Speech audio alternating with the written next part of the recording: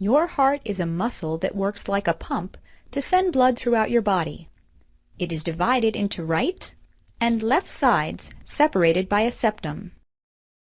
Your heart has 4 chambers, a right atrium and ventricle, and a left atrium and ventricle. Your heart has 4 valves that regulate the flow of blood through the heart, its chambers, and the arteries. The right and left sides of your heart work together to pump blood.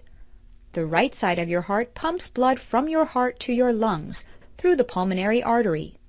The left side of your heart pumps blood to other parts of your body through the aorta. A pumping cycle begins when blood from your body that is low in oxygen returns through the superior and inferior vena cava to fill your heart's right atrium. When the right atrium is full with blood, it contracts. The tricuspid valve opens, and blood is pumped into the right ventricle of your heart.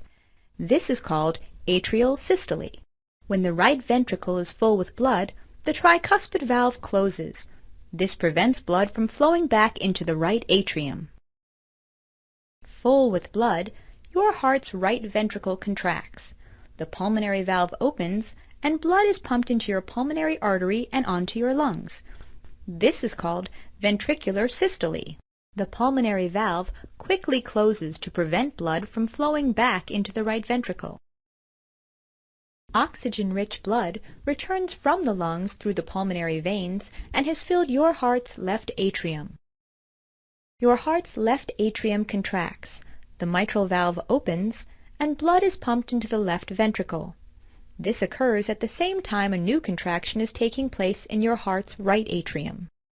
When your heart's left ventricle is full with blood, the mitral valve closes. This prevents blood from flowing back into the left atrium. Your heart's left ventricle contracts, and the aortic valve between your left ventricle and aorta opens. The contraction pumps oxygen-rich blood into your aorta and onto the rest of your body.